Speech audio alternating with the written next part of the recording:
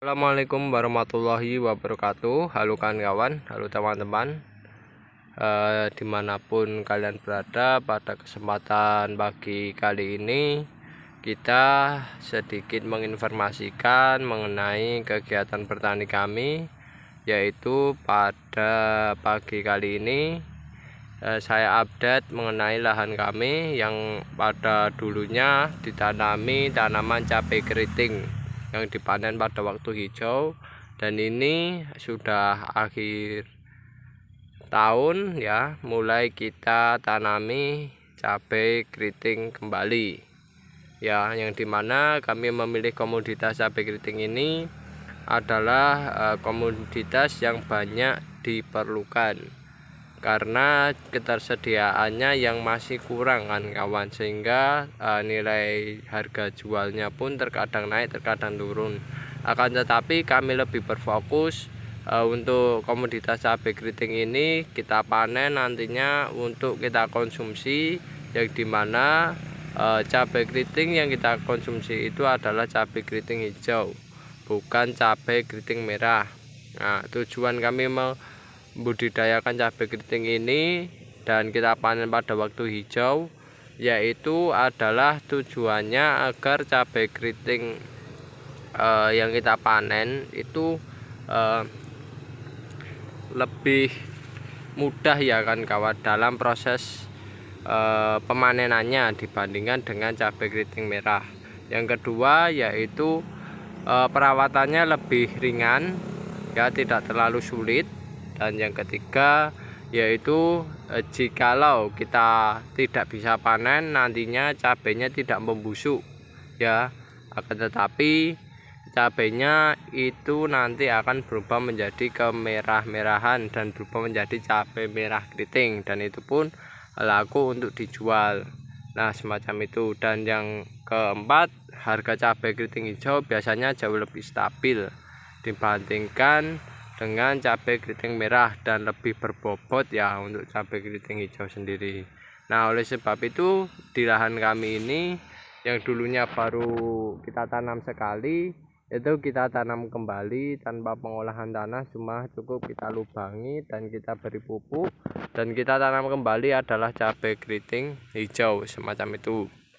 Dan selama penanaman ini kan kawan, karena di tempat kami kondisinya terlalu panas ya, kayak kondisi kemarau ya, meskipun di daerah-daerah lain sudah hujan ya kan, tapi di tempat kami, tepatnya di Yogyakarta ya, ini Sleman Yogyakarta, itu kondisinya masih kering panas ya kan kawan, sehingga ketika kita melakukan proses penanaman semacam ini kita perlu melakukan proses penyiraman ya, penyiraman setiap hari ya kan, agar cabainya bisa melakukan metabolisme secara normal. Dan yang jelas air adalah kebutuhan pokok ya, kebutuhan utama untuk komoditas tanaman cabai ini kan kawan. Jadi di musim kemarau kayak gini jangan sampai cabainya tidak tersiram, apalagi pada awal-awal kayak gini kan kawan, kondisinya sangat sensitif sekali ya kan kawan, tanaman cabai itu kalau kekurangan air sedikit kondisinya bisa nanti mengalami stres, dan ujung-ujungnya kalau stres berkelanjutan akan lama kelamaan akan mati semacam itu. Dan oleh sebab itu kan kawan, penyiraman harus kita lakukan setiap pagi dan setiap sore. Dan yang jelas cabai keriting ini kita tanam pada tanggal kurang lebih 21 Desember ya kan, semacam itu. Nanti kemungkinan 3 bulan berikutnya baru kita panen, atau 58 hari ya biasanya sudah siap dipanen hijau, bisa segitu. Dan selanjutnya kan kawan, hal yang perlu saya sampaikan pada masa penanaman semacam ini ya, pada budidaya kali ini itu yang menjadi bahan perhatian di musim saat ini di tempat kami, yaitu adalah serangan hama. Hama yang menyerang ini adalah hama berupa bekicot kan kawan. Bekicot termasuk kelompok moluska, sehingga bekicot ini suka memakan tumbuh-tumbuhan yang masih muda terutama apalagi bibit cabai yang sudah ditanam semacam ini. Bibit cabai yang sudah ditanam semacam ini itu serangannya yaitu berada pada pangkal tanaman. Jadi biasanya si bekicot ini itu kita biasanya si bekicot tersebut itu memakan bagian pangkal kayak gini ya, pangkal dari tanaman atau bibit cabai yang baru ditanam semacam ini, itu memakan bagian situ, sehingga nantinya bagian atas daun ya, tunas ini sudah terpotong sehingga tidak bisa tumbuh kembali, dan pada akhirnya kita harus melakukan proses penyulaman ya kan kawan, semacam itu. Nah itulah serangan hama yang menjadikan prihatin ya. Bahkan di tempat kami yang bedengan bagian sini kemarin itu serangannya hampir 1 bedeng yang sudah ditanam ya, tinggal beberapa saja kan kawan, tinggal kurang lebih 10 atau 10 ya kan, kurang lebih 10 ya. Itu pun dari penanaman ini kurang lebih 1 bedeng kayak gini kurang lebih 75 kalau nggak salah, 70 ya, 75 atau 35 ya. Oh 35 tinggal kan kurang lebih 35, mohon maaf, kurang lebih 1 bedeng ini 35 tanaman, itu tinggal 10-an ya, semacam itu habis dimakan oleh bekicot. Karena mensiasati hal semacam itu, serangan yang begitu kuat pada bedengan semacam ini yang menjadikan saya perlu melakukan proses pengendalian ya, karena serangannya sudah terlalu berlebih ya. Bahkan tidak hanya bedengan sini, bedengan bagian sana pun ya, ini kan kawan, ini sebenarnya sudah kita tanam kan, tapi diserang oleh bekicot, dan bagian sana pula juga ada kan kawan ya.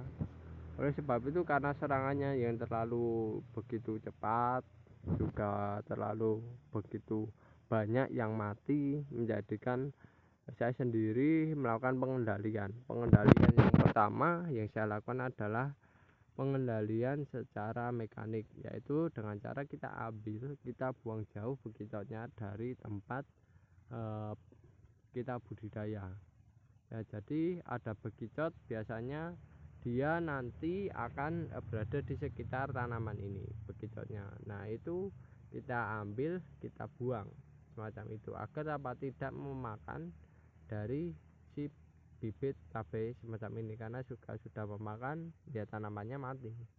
Yang kedua yaitu pengendalian saya yang saya lakukan yaitu dengan menggunakan molluscasida.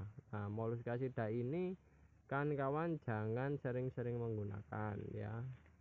Karena apa? Karena nanti kalau sering-sering menggunakan, nantinya yang dikhawatirkan tidak hanya hama bekicot saja, hama-hama yang lainnya jika memakan, atau hewan-hewan predator ataupun musuh alami jika memakan ini ya nantinya akan mati. Tapi karena kami terpaksa ya kan, karena terpaksa banyak bibit tanaman yang mati ya, sedangkan kami saja kondisinya semacam ini ya, kondisinya perawatannya selalu intensif dalam proses penyiraman, sehingga kita melakukan proses ini kan kawan ya, penaburan bahan kimia berupa molluscasida untuk ditaburkan di area sekitar tanaman cabai, agar nantinya hama-hama berupa bekicot yang ingin menyerang itu tidak sempat menyerang,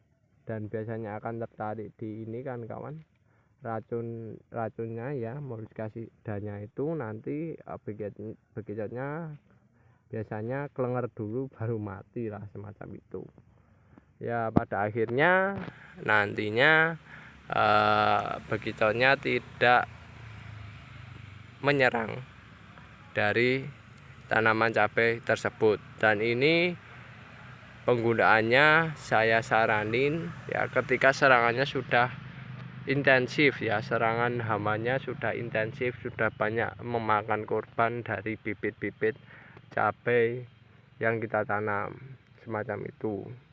Ya kalau dipikir-pikir ya punya kami ya sudah mulai banyak terserang, dan ini masih awal kan belum panen sama sekali semacam itu, sehingga kita perlu pengendalian yang sesuai dengan target tujuan, sesuai dengan kebutuhan ya, sehingga tidak mudah ya kawan-kawan, tidak mudah untuk mematikan hama-hama yang lainnya atau hewan-hewan yang seharusnya tidak mati menjadi mati ya, semacam itu. Sehingga hanya perlu kita melakukan proses pengendalian secara sesuai target, waktu yang tepat, dan sesuai dengan kondisi dari tanamannya, semacam itu.